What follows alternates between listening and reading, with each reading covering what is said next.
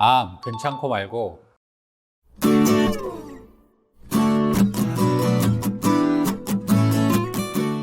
안녕하세요. 닥터 이재순의 암과 면역 이야기입니다. 오늘은 면역 치료를 하시는 분들이 궁금해 하시는 궁금증에 대한 답변을 해볼까 합니다. 첫 번째로 많이 물어보시는 거는 자닥신 주사에 대해서 많이 물어보시는데요. 자닥신은 왜 이렇게 비싼지 궁금해하는 분들이 많으세요. 자닥신의 특효가 풀리면서 여러 제약회사에서 다른 이름으로 동일한 주사제가 많이 나와 있어요. 저희가 이런 이제 카피약을 흔히 제네릭이라고 얘기를 하는데, 이 환자분들이 병원에 와서 이 카피약, 제네릭의 가격을 들으면 두 번 놀라게 되십니다. 왜냐하면 똑같은 성분의 똑같은 용량의 약인데 자닥신이랑 가격 차이가 너무 많이 나거든요.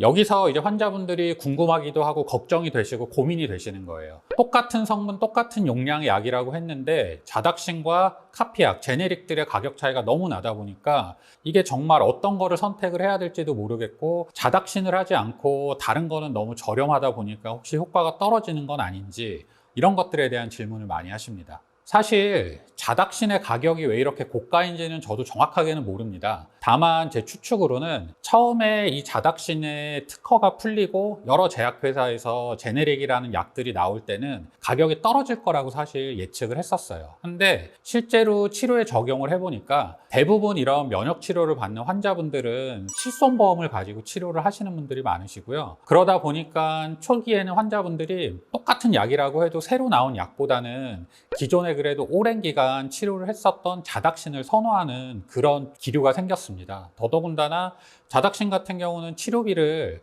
본인이 내는 게 아니고 대부분 실손보험에서 처리가 되기 때문에 조금 비싸더라도 나는 자닥신으로 할래라고 하는 분들이 많으셨어요. 그러다 보니까 당연히 찾는 사람이 많으니까 가격이 잘 떨어지지는 않았고, 오히려 이 카피약인 제네릭들끼리 서로 가격 경쟁을 하면서 이쪽은 가격이 점점점 더 떨어졌어요. 이렇게 양분화가 되게 심한 기현상이 초래된 거 아닌가 싶습니다.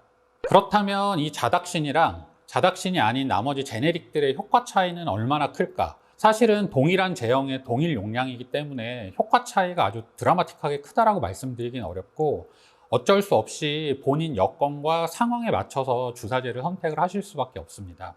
만약 실손보험이 있으시다거나 본인의 경제적인 여건상 자닥신 치료에 크게 부담이 되지 않으시는 분들이다 하면 제 생각에는 자닥신을 선택을 하시는 것도 좋은 방법일 것 같으세요. 다음으로 항암 스케줄과 이런 면역 주사를 맞는 시기에 대해서 물어보는 분들이 많으세요. 예를 들어서 오늘 환자분이 항암 주사를 맞는 날이다 하면 면역 주사는 언제 맞는 게 좋고 언제 맞으면 안 되는지, 이런 것들에 대한 궁금증이 많으신데요. 일단 저 같은 경우는 항암 주사 맞는 날을 기준으로, 예를 들어서 오늘 항암 주사를 맞는다 하면 이 하루 전인 어제 같은 경우에는 면역 주사를 안 놔드립니다. 사실 기전상은 면역 주사는 하루 전날 맞거나 항암 주사 맞는 당일날 맞아도 특별히 문제가 되는 그런 기전들은 아닌데요. 대부분 환자분들이 항암 주사를 맞으러 가시면 항암을 할 수 있는 컨디션인지 알아보기 위해 혈액 검사를 하시거든요. 따라서 이런 혈액 검사에 혹시 오류가 발생하지 않을까 해서 안전 차원에서 하루 전날은 면역 주사의 투여를 피하고 있습니다. 예를 들면 고농도 비타민C 같은 경우는 일전에 포도당이랑 유사하기 때문에 당 수치를 올린다, 혈당을 올린다라고 말씀을 드렸는데요. 이런 이유 때문에 주사 맞기 전날, 항암 주사 맞기 전날 고농도 비타민C는 조금 피해드리는 편이고, 미슬토 주사 같은 경우도 면역작용, 가려움증이나 발진이 나타날 수 있기 때문에 주사 맞기 전날은 피해드리고 있습니다. 또한 미슬토 같은 경우 치료를 하다 보면 이제 용량을 한 단계 올려야 되는 시기가 오는데, 만약 이 시기가 항암 주사 맞는 스케줄이랑 조금 겹친다 그러면 항암 주사를 다 맞은 이후로 올리는 시기를 바꿔드리고 있습니다. 항암 주사를 맞은 이후에는 사실은 어느 시점에 면역 주사를 맞건 크게 문제가 되진 않습니다.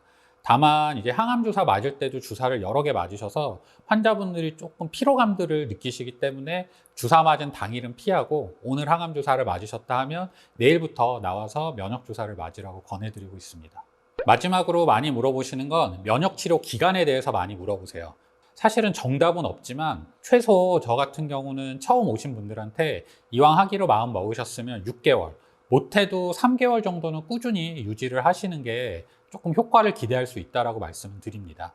횟수는 일반적으로 뭐 사이모신 알파1이든 미슬토든 고농도 비타민 C든 주 2회를 가장 일반적인 횟수로 정하기는 하지만 뭐 환자 어떤 암의 종류, 환자의 상태 여러 가지 상황을 고려해서 뭐 주 1회로 세팅을 하기도 하고 뭐 주 3회로 늘리는 경우도 있고요. 그래서 횟수는 조금 다양하게 설정을 할 수 있지만 기간은 최소 3개월에서 6개월 이상은 유지를 하시는 게 좋다라고 권해드리고 있습니다.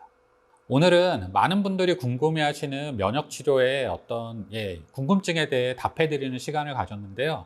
앞으로도 궁금증이 있으시면 댓글 등을 통해서 질문을 주시면 제가 이런 식으로 답해드리는 시간을 가져보도록 하겠습니다. 이상 암과 면역 이야기의 이재순이었습니다. 감사합니다.